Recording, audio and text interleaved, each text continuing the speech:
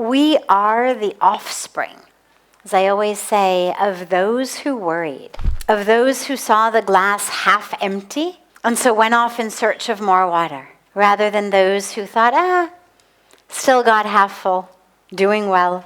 Those are the ones who ended up living long enough to procreate.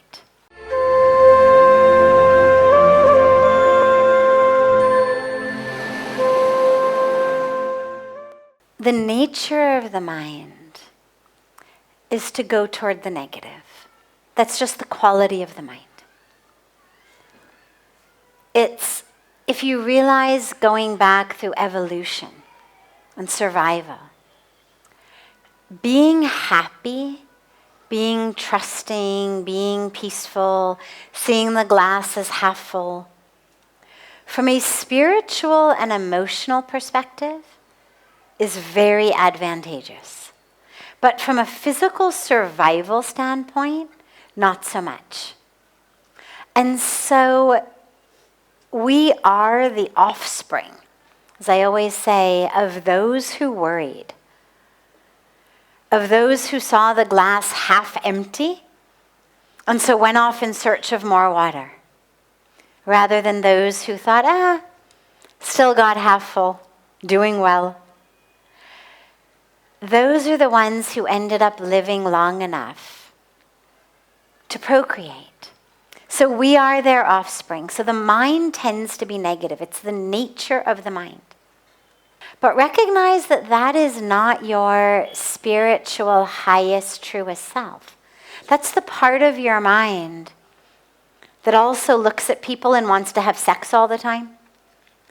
It's the same part of your mind. Because it's all about physical evolution. In order to survive as a species, we need to be afraid, take care of ourselves physically, grab things from others. Sharing is not evolutionarily advantageous. Grabbing is. Having lust is, because then I'm more likely to have sex with more people, means I'm more likely to have more children. Means these species will continue. But in the same way that we understand, just because I have lust or just because I have greed doesn't mean that I go along with it. And we work with it. We understand this is not something to give into. This is just a quality of what we think of as kind of the animal mind, the lower mind, the lower brain, the part that has been evolving over tens of millions of years just to literally pass on our genes to the next generation. It's all it's for. Live long enough to pass on your genes. So you don't want to give in to that any more than you want to give in to lust or greed. But recognize that, yes, okay, this negativity, this is part of the survival mechanism of the brain. No problem. But then you work with it.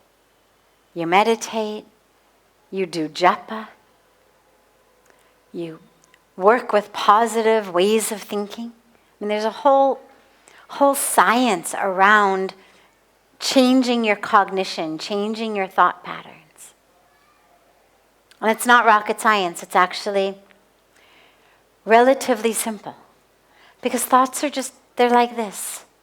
And all you've got to do the moment you see one arising is just change it. Just change it. Just change it. I mean, do an experiment. Close your eyes right now. Just close your eyes. And in your brain, I want you to shout hate. Just shout hate as loud as you can in your own mind. Now shout love. As loud as you can, love, love, love in your brain. Okay, open your eyes. Could you do it? Simple, right? You could shout hate, then you could shout love. Could you hear yourself? All right, so just changed your thoughts. Literally, it is that simple.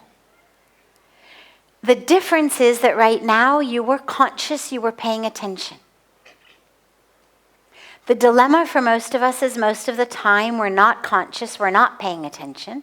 So the mind just does what it wants to do. It goes where it's programmed to go, which is negativity. And so for the solution to work, you have to bring consciousness, focus, attention. As far as your negative dreams go, I would say it's probably not such a good idea to start calling people up in the morning and saying, hey, I had a dream that you died, be careful. I can see how that might disturb people and make them not necessarily want to hang out with you so much. But if you say that frequently your dreams come true, you don't have to tell them about it like that. But you can do two things. Number one, pray for them. Because what it means is that there is a power in your mind. If you've got that power of intuition, pray for them. The minute you wake up in the morning, pray for them. Hold them in your prayers all day long. Visualize good things happening to them. Use that power of your mind to give a different picture to what you saw in your dream. And you may want to say something really gentle to them. Like, let's say you have a dream that they drown in the ocean. So you don't call them up and say, hey, I had a dream that you drowned in the ocean, be careful. But you may call them up and say, especially if you know they live on the beach or they're going to the beach, say, hey, I don't know, I've just got this intuition. Be careful. Just be careful today. I don't know why. Maybe it's nothing. But just came to me, I thought I should share it with you. Just a feeling. Just be careful. Now that comes off as caring for someone, rather than, hey, I dreamed you drowned.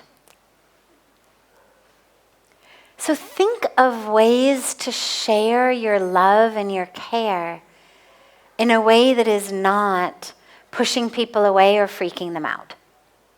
And remember the power of prayer. Very important.